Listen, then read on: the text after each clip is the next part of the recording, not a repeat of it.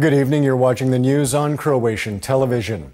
The senior partner in the coalition government, the HDZ, held a convention today at which thousands of party delegates from across the country adopted a new party statute. Party leaders say the new statute will further strengthen the party's democratic foundations. HDZ party chairman and Croatian Prime Minister Andrej Plenković took the opportunity to address government's handling of the Agrokor debt crisis. We did not find a solution in laboratory conditions, and we didn't have time for the standard procedure to adopt legislation, which, as many of you know, lasts a minimum of 6 months. We, dear friends, didn't have that kind of time. Extreme circumstances call for extreme measures. And for this reason, I want to say that, unfortunately, in a bid to act quickly, some mistakes were made, which we regret. However, they are not strategic errors, and they will not affect the core of the resolution to the problem. Prime Minister Andrej Plenković received his Bulgarian counterpart Bojko Borisov this morning, with whom he discussed strengthening economic ties. Bulgaria is the current chair of the EU's rotating presidency, and as such, the two men also discussed further EU enlargement, maintaining stability in Southeast Europe, and joining the Schengen border area. We want to have everything that is required from our side on the technical level finalized in 2019, and that on the basis of meeting those criteria, conditions are created for the adoption of a political decision, especially in light of the increasing migration pressures and the capability of the Croatian police to control our borders, and tomorrow not just the external border of the EU, but the external border of the Schengen area. We have to resolve various issues and situations in Southeast Europe. There is Bosnia and Herzegovina, which is influenced by various other countries. Bulgaria and Croatia are two stable countries in this region, and together we can achieve a lot. In other news, the Most Party presented its Movement to Stay program in the town of Gradec in Zagreb County today. The program calls for a reform of the public administration and judiciary, as well as demographic measures, which most feels will curb emigration.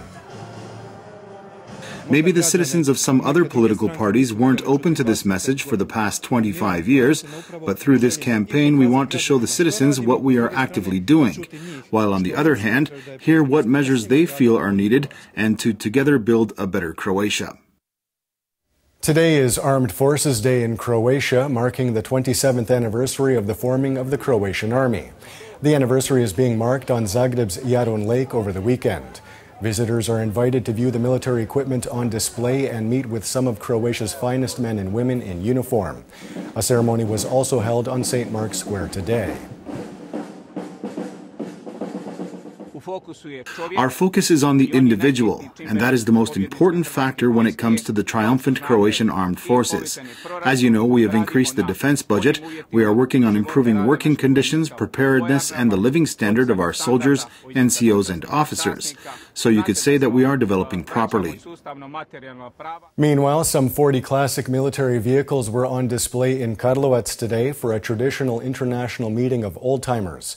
This 16th meet was organized by the Karlovac branch of the Honor Platoon of the Croatian National Guard in light of Armed Forces Day.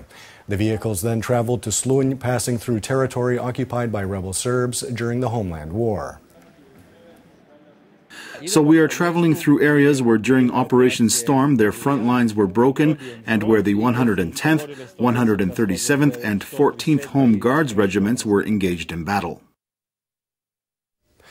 Also today, the Office of the President held an Open Doors Day focusing on Croatia's rescue services. Visitors were able to view the transportation vehicles and equipment on display, as well as a demonstration. Among the services represented were the Croatian Mountain Rescue Service, the Special Forces Command, and the Croatian Air Force. When an accident happens, we immediately think of firemen, paramedics, doctors and the mountain rescue service. It is therefore appropriate that we also remember them in those times when, fortunately for us, we do not require their assistance. And taking a quick look at sports, Croatia's Mate Pavić and his Austrian partner Oliver Marach beat another Croatian, Ivan Dodig and Rajiv Ram of the United States 3-6, 7-6, 11-9 in the doubles final at the Geneva Open this afternoon. Pavic is currently is ranked first in the men's double ranking, while Dodig is 16th.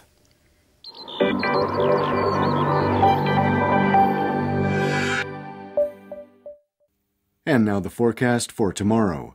Predominantly sunny with some morning fog in Gorski Kotar and along the Sava River. Western Slavonia will see some moderate afternoon cloud cover, but the chance of rain is small. The coast will see a mild to moderate northeasterly in the morning and evening, with a mild to moderate northwesterly and southwesterly during the day.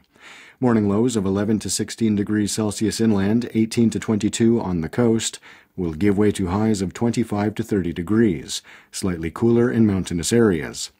The 3-day forecast for the interior calls for partly sunny skies and even warmer temperatures. However, there is an increased chance of brief showers by midweek, when temperatures will dip slightly. The coast will see sunny skies but not entirely stable weather on Tuesday and Wednesday, which could see some showers. Expect warmer temperatures.